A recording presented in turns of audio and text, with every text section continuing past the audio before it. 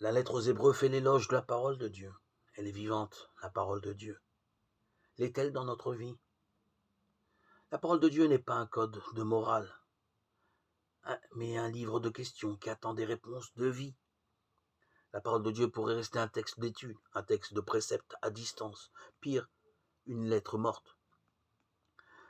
Mais elle peut aussi devenir une force qui pénètre et bouleverse le cœur de l'homme. Tout croyant est un auditeur, comme en témoigne si souvent la Bible.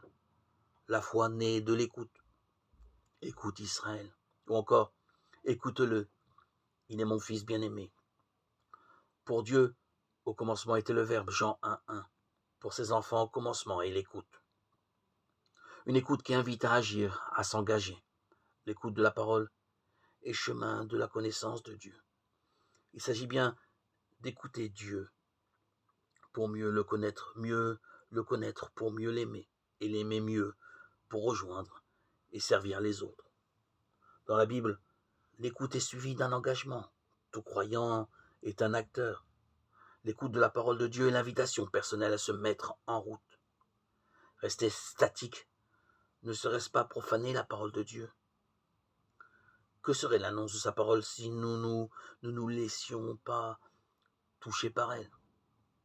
Elle pourrait être instrumentalisée et deviendrait ainsi un outil de prosélytisme.